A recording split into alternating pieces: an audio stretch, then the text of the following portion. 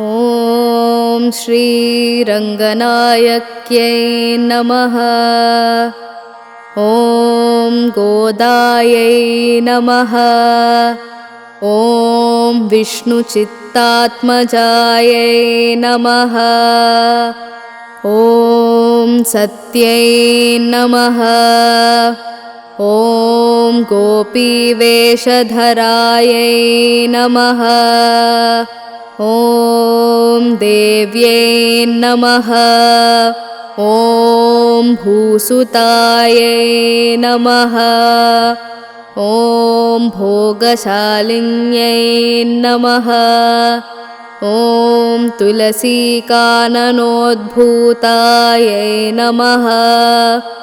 ॐ श्रीधन्विपुरवासिन्यै नमः। ॐ भट्टनाथप्रियकर्यै नमः। ॐ श्रीकृष्णहितभोगिन्यै नमः। ॐ आमुक्तमाल्यदायै नमः। ॐ बालायै नमः। ॐ रङ्गनाथप्रियायै नमः। ॐ परायै नमः। ॐ विश्वम्भरायै नमः। ॐ कलालापायै नमः। ॐ यतिराजसहोदर्यै नमः। ॐ कृष्णानुरक्तायै नमः। ॐ सुभगायै नमः। ॐ सुलभश्रिये नमः। ॐ सुलक्षणायै नमः। ॐ लक्ष्मीप्रियसख्यै नमः। ॐ श्यामायै नमः। ॐ दयाञ्चितदृगञ्चलायै नमः। ॐ फल्गुण्याविर्भवायै नमः। ॐ रम्यायै नमः। ॐ धनुर्मासकृतव्रतायै नमः। ॐ चम्पकाशोकपुन्नागमालतीविलसत्कचायै नमः। ॐ आकारत्रयसम्पन्नायै नमः।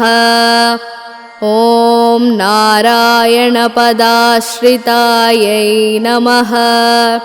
ॐ श्रीमदष्टाक्षरीमन्त्रराजस्थितमनोरधायै नमः। ॐ मोक्षप्रदाननिपुणायै नमः। ॐ मनुरत्नाधिदेवतायै नमः। ॐ ब्राह्मण्यायै नमः। ॐ लोकजनन्यै नमः। ॐ लीलामानुषरूपिण्यै नमः। ॐ ब्रह्मज्ञानप्रदायै नमः। ॐ मायायै नमः। ॐ सच्चिदानन्दविग्रहायै नमः। ॐ महापतिव्रतायै नमः। ॐ विष्णुगुणकीर्तनलोलुपायै नमः। ॐ प्रसन्नार्तिहरायै नमः। ॐ नित्यायै नमः। ॐ वेदसौधविहारिण्यै नमः। ॐ श्रीरङ्गनाथमाणिक्यमञ्जर्यै नमः। ॐ मञ्जुभाषिण्यै नमः। ॐ पद्मप्रियायै नमः। ॐ पद्महस्तायै नमः।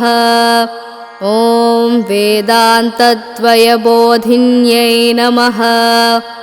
ॐ सुप्रसन्नायै नमः।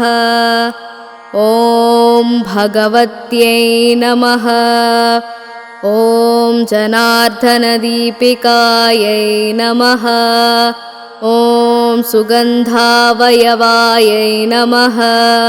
ॐ ॐ चारुरुङ्गमङ्गलदीपकायै नमः।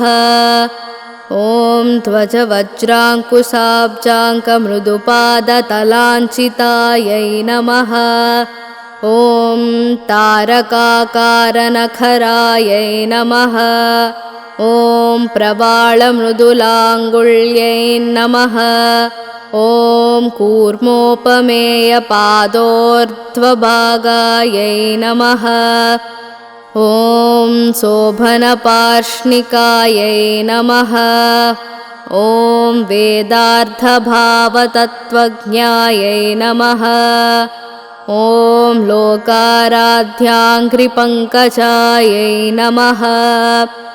ॐ आनन्दबुद्बुधाकारसुगुल्भायै नमः। ॐ परमाणुकायै नमः। ॐ तेजश्रियोज्ज्वलधृतपादाङ्गुलिसुभूषितायै नमः। ॐ मीनकेतनतूणीरचारुजङ्घाविराजितायै नमः। ॐ ककुत्वज्जानुयुग्माढ्यायै नमः। ॐ स्वर्णरम्भाभसक्थितायै नमः। ॐ विशालजघनायै नमः। ॐ पीनसुश्रोण्यै नमः। ॐ मणिमेखलायै नमः। ॐ आनन्दसागरावर्तगम्भीराम्भोजनाभिकायै नमः। ॐ भास्वद्वलित्रिकायै नमः। ॐ चारुजगत्पूर्णमहोदर्यै नमः। ॐ नववल्लीरोमराज्यै नमः। ॐ सुधाकुम्भायितस्तन्यै नमः। ॐ कल्पमालानिभभुजायै नमः। ॐ चन्द्रखण्डानखाञ्चितायै नमः। ॐ सुप्रवासाङ्गुलीन्यस्तमहारत्नागुलीयकायै नमः।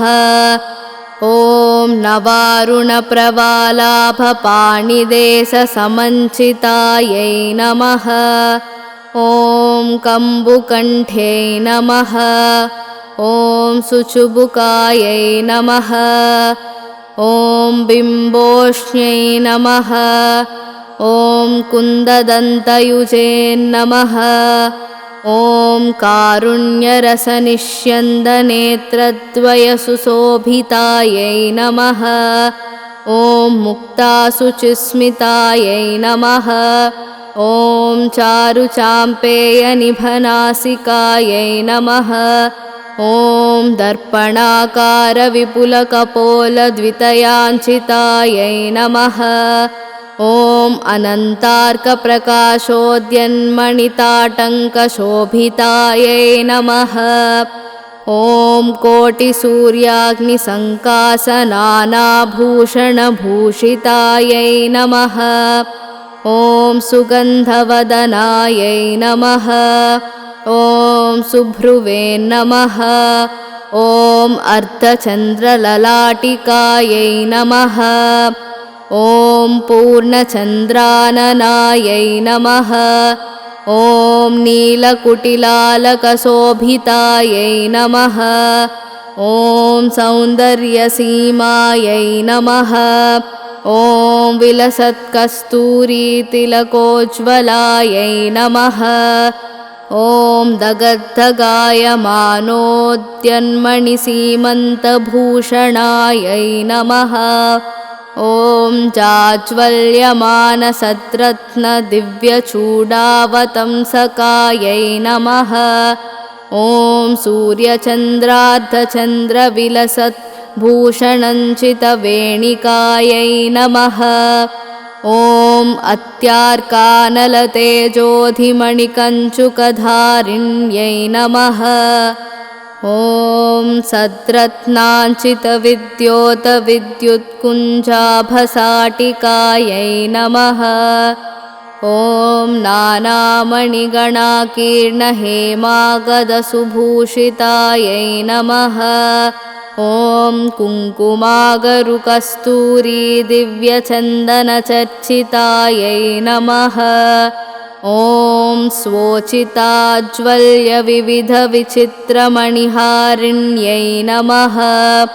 ॐ असङ्ख्येयसुखस्पर्शसर्वातिशयभूषणायै नमः। ॐ मल्लिकापारिजातादिदिव्यपुष्पस्रगञ्चितायै नमः। ॐ श्रीरङ्गनिलयायै नमः। ॐ पूज्यायै नमः। ॐ दिव्यदेशसुशोभितायै नमः। इति श्रीगोदाष्टोत्तरशतनामावलिः सम्पूर्णम्।